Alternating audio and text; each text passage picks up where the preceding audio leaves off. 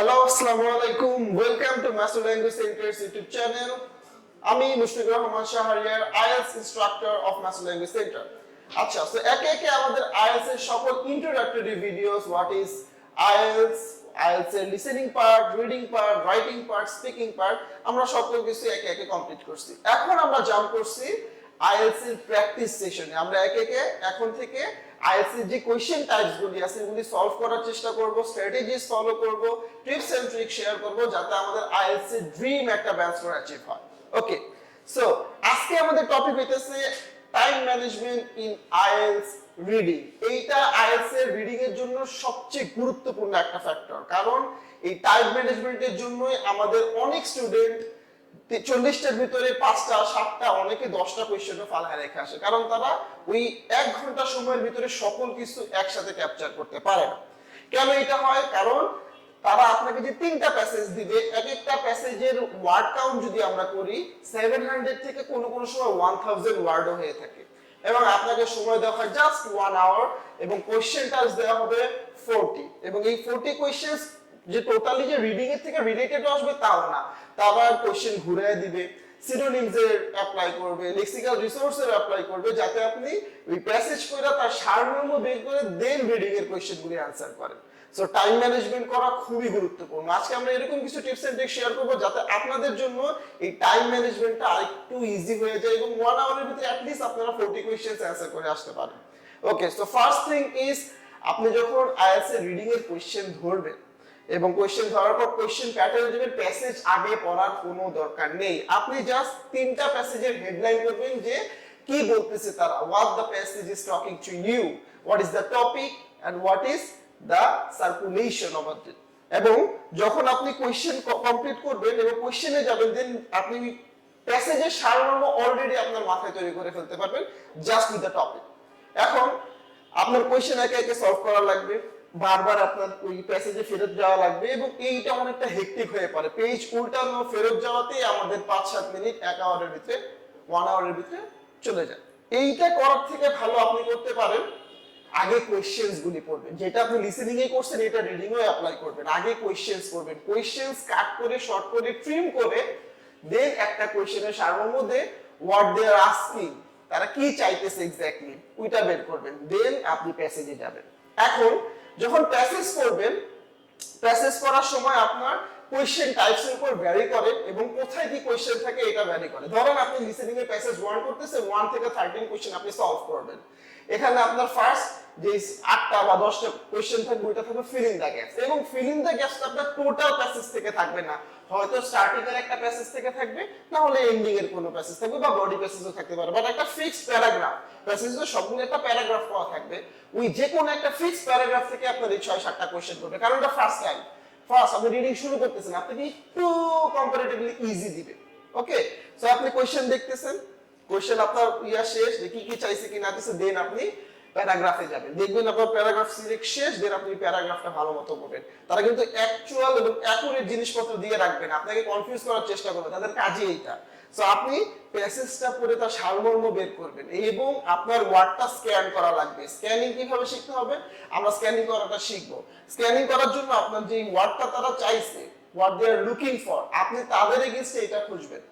ধরেন একটা প্যাসেজে আছে, in 1987 John Stuart was visiting dash places twice, দুইবার একটা প্লেস ভিজিট করছে উইদিন 1 ইয়ার, এবং কে? জন স্টুয়ার্ট। তখন জন স্টুয়ার্ট স্ক্যান করার দরকার নেই, কারণ পুরো প্যাসেজে হয়তো জন স্টুয়ার্ট থাকতে পারে, বা যে প্লেসেসে টুয়াইস বা দুইবার গেছে ওইটা আপনি স্ক্যান করবেন এবং খুঁজবেন কোথায় টুয়াইস বা ভিজিটিং এর কথা বলা হয়েছে।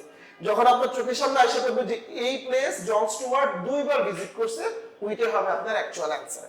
সো এই জিনিসটা পড়ার জন্য আপনার পুরো প্যাসেজ পড়ার দরকার নেই, আপনি জাস্ট স্ক্যান করবেন টুয়াইস কোথায় লেখা আছে, 2 টাইমস কোথায় লেখা আছে, রিটার্নিং কোথায় লেখা আছে, এগুলো আপনার শেখা লাগবে, যে একটা ওয়ার্ডের কিভাবে তারা ভেরিয়েশনস নিয়ে আসে, তাতে আপনার কোশ্চেনের অ্যানসার ফাইন্ড আউট করা অনেকটা ইজি হবে। Okay, moving on to the next part. যখন এরকম শূন্যস্থান পূরণ বা ফিল ইন দ্য গ্যাপ শেষ হবে এবং মাল্টিপল চয়েসের সাথে আপনারা ফেস করবেন, মাল্টিপল চয়েস কোশ্চেন বা ইনফরমেশন বক্স ফেস করবেন, true false and not given face করবেন, সেম জিনিসই থাকবে। স্ক্যান করাটা খুবই জরুরি, এবং স্ক্যান করার আগে আপনার করা লাগবে কি, ছোট্ট করে সারমর্ম বের করা লাগবে। এখন সারমর্ম কিভাবে বের করব? প্যাসেজ যদি আপনি নাই বুঝেন, অনেক সময় কি হয়, আপনি প্যাসেজের প্রথম লাইন বা প্রথম 3-4টা লাইন পড়লেন, লাস্টে যে আপনি প্রথমে 2-3 লাইন কি পড়ছেন এটাই ভুলে যাবেন। এইটা করার জন্য আপনার কি ফোকাস থাকা লাগবে পুরোটাই রিডিং পেপারে। রিডিং কোয়েশ্চেনে রিডিং সলভ করার জন্য আপনি আশেপাশে তাকানোর কোনো দরকার নেই এবং ঘড়িতেও বেশি তাকানোর দরকার নেই। ঘড়িতে যদি আপনি 10 বার মাথা উঠে দেখেন 10 সেকেন্ড আপনার এখানেই চলে যায় এবং এইটা আপনাকে ডিস্ট্রাক্ট করবে, কারণ আপনার এই জার্নিটা, এই 1 আওয়ারের রিডিং এর জার্নিটা আপনার ডিফাইন করবে আপনার ব্যান্ড স্কোর কি আসবে। সো আপনার এই 1 আওয়ার জাস্ট আপনার কোয়েশ্চেন পেপারে রাখতে হবে, অ্যানসার শিটেও না। আপনি কোয়েশ্চেন পেপারে আগে অ্যানসার লিখবেন, দেন এটাকে ট্রান্সফার করবেন। রিমেম্বার, রিডিং এর ক্ষেত্রে কিন্তু তারা কোনো এক্সট্রা 10 মিনিট দিবে না, যেটা লিসেনিং এ দিছিল আপনার কোয়েশ্চেনগুলি বা অ্যানসারগুলি অ্যানসার শিটে ট্রান্সফার করার জন্য। আপনার এই উইদিন 1 আওয়ারের ভিতরে সকল কিছু করা লাগবে। সো আপনি জাস্ট ফার্স্ট প্যাসেজে যদি 13টা কোয়েশ্চেন করতে পারেন, দেন এটা দিবে।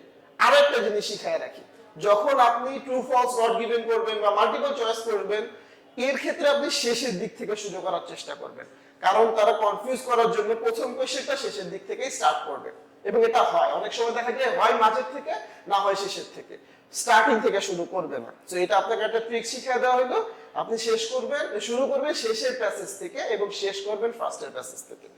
এবং আরেকটা জিনিস, যখন রিডিং সলভ করবেন, আপনি পেন্সিল যখন নেবেন, পেন্সিল দিয়ে দাগায় দাগায় দেবেন যে এই প্যাসেজ আমার পড়া শেষ, এবং অ্যানসার দেওয়ার পর ওই প্যাসেজ ক্রস করে দিবেন। আপনার কোনো সমস্যা নেই, এতে ক্রস করে দিলে আপনার ওই জায়গায় চোখ করবেন, আপনার জিনিসটা আরো শর্ট হয়ে পড়বে, তো আপনার খোঁজাটা ইজি হবে। আপনার কোশ্চেন এই প্যাসেজে পেয়ে গেছেন, ওই প্যাসেজের আর কোশ্চেন আসবে না। ধরেন ফিলিং দ্য গ্যাপস একটা প্যাসেজ থেকে দিয়ে দিল, একটা প্যারাগ্রাফ থেকে দিয়ে দিল, প্যাসেজের একটা paragraph, what I am talking about, ওই প্যারাগ্রাফ আপনার কেটে দেওয়া দরকার, কারণ এটা থেকে নেক্সট টাইম আর কোনো কোশ্চেন আসবে না।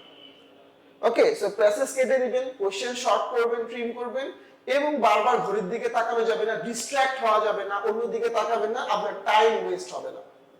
ওকে, আচ্ছা, অ্যানসার শিটে ট্রান্সফার করার জন্য দুইটা জিনিস খেয়াল রাখবেন। আপনি যদি ক্যাপিটাল লেটারে রাখেন, সকল কিছু ক্যাপিটাল লেটারে লেখা লাগবে, আর যদি আপনি স্মল লেটারে রাখেন, আপনি স্মল লেটারেই লিখবেন।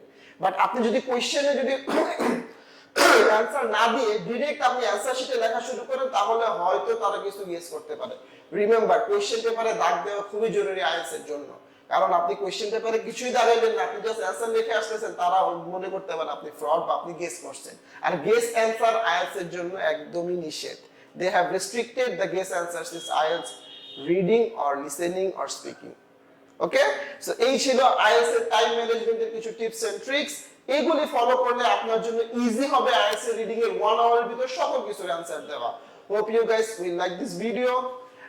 If you like this video, please share to your friends who are getting forward to appear in IELTS exam.